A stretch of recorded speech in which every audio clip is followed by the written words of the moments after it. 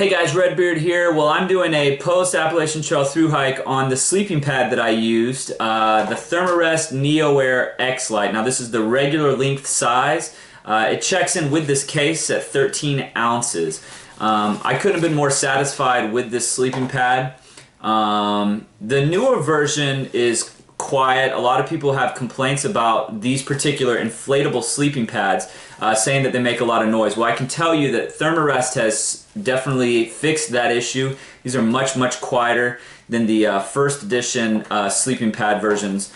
But all I could say is that every single night I slept on this pad, except for when I was staying in a hotel or a hostel, and it's incredible. You really, once you get used to this, there's no way you could ever go back to an older style Therm-a-Rest pad, or like a XLite pad by Therm-a-Rest, which is a much cheaper, more affordable, and thinner and lighter pad. However, this one inflates to about 2 to 3 inches, which is great for people like me because I prefer to sleep on my side. And so with this pad, I never have to worry about my hip bones, hitting the ground. I'm always up off the ground. This particular one I used obviously the entire time. So I started March 1st. It was cold outside. The ground gets really cold. For me, this pad was plenty warm enough. They do make another version called the X-Therm, which is going to have a higher R value, which will radiate more heat back at you from your own body. However, I do have some friends that have that pad, and they have complained that it's a little warm.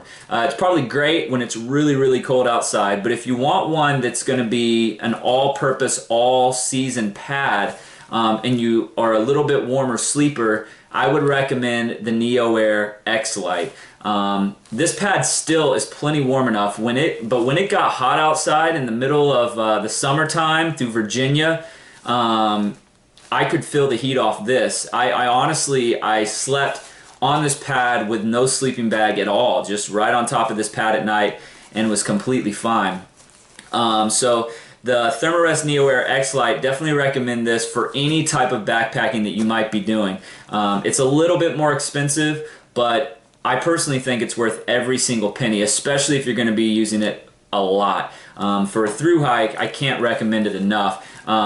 It's also extremely durable. You might inflate it and think, gosh, I wonder how easy it might be to puncture this. Well, I can assure you that before I carried this seat pad that I used for sitting down, I would actually inflate this and I would lay it right on the ground in the dirt, and it didn't puncture at all. Now granted, I only weigh about 165 pounds, so if you're a little bit heavier, that it might be risky, but it's really strong and extremely durable. Inside a tent, I really have no fears. The only thing you'd obviously want to watch out for would be in a shelter, any types of nails that might be sticking out. Look for those. However, I never stayed in shelters, so the only time I stayed in shelters was when it was required through the Great Smoky Mountains. I always slept in my tent. So, trying to think if there's anything else about this pad. Yeah, that's pretty much it. I mean, it is a great sleeping pad. Like I said, the Therm-a-Rest NeoAir XLite, recommend this for any type of backpacking. If you have any questions, reach out to me. Redbeard out.